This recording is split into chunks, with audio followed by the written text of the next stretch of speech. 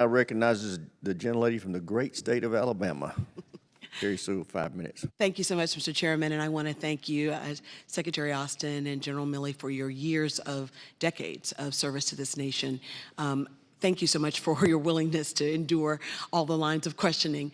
Mine actually has to do with what I think is probably the most important part of our budget, which is investing in its people, the servicemen and women who serve this great country. I know that both of you probably will agree that the strength of our military lies in its servicemen and women and their families. And I am happy to see that President Biden's defense budget prioritizes key personnel issues such as child care and health care. I also am glad to see that the military is prioritizing diversity, equity, and inclusion. At the end of the day, I think it's about military readiness. If we want the best and the brightest to join our armed forces and rise through the ranks, we have to ensure that all Americans feel welcome in our service. Secretary Austin, you were asked a question by my colleague on the other side that you didn't get a chance to really answer. It was a question regarding diversity, equity, and inclusion training. I believe that it's been highly politicized. Not only is training for diversity, equity, and inclusion important, sexual harassment training and other types of training are also critically important as we think about the readiness of our forces.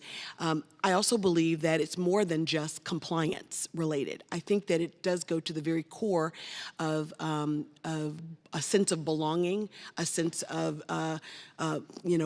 morale and camaraderie as well. So my question to you is, does diversity, equity, and inclusion training negatively impact our military readiness? How do you see it? What kind of role does it play with respect to our armed forces? Thank you very much. We have a diverse military. We will continue to have a diverse military. The military looks like the country that it serves, and it should. You heard the chairman say a couple of minutes ago that we are about cohesion.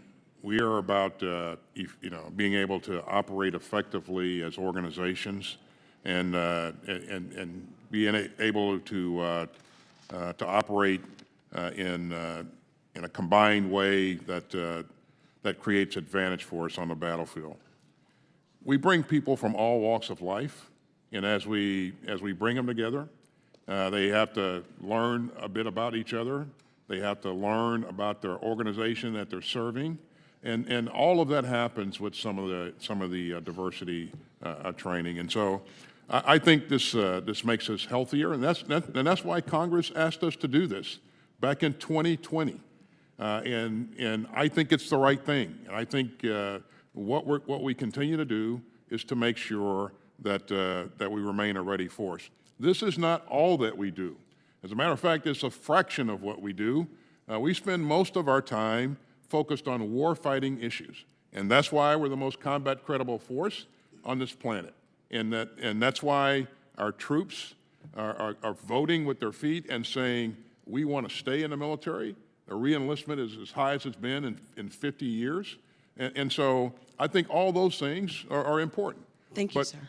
I believe that we need to tap into some great talent that we have at our HBCUs. To follow up on my colleague, Congressman Davis's question, I believe that HBCUs and their ROTC programs are critically important. It concerns me that only one seems to be viable, and that's Howard. I know that I submitted a letter to you and asking you to come and visit Alabama State's ROTC as well as Tuskegee's ROTC. I think it's important that they understand that they have a place in our armed services, and efforts are being made to actually try to bring those ROTC programs up. And so would you say, I know that the HBCUs in Biden's budget and in the defense overall has $100 million in it, and I think that's a great start, but can you talk to us a little bit about HBCUs as a pipeline for strong military? I think they are. I think there's certainly talent there that our military needs and will benefit from.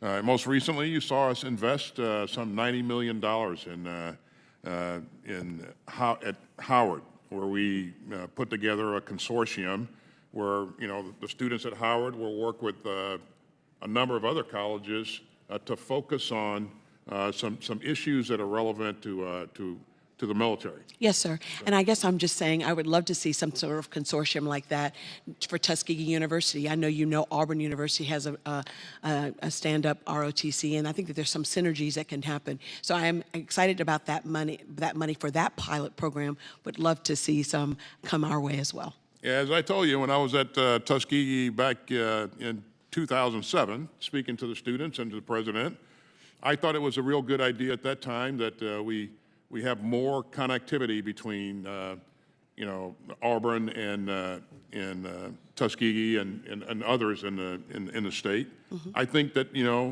they can all benefit from that, and I think those are the kind of things that we should be doing. I look forward to working with you on that. Thank you, sir, and I yield back the rest of my time.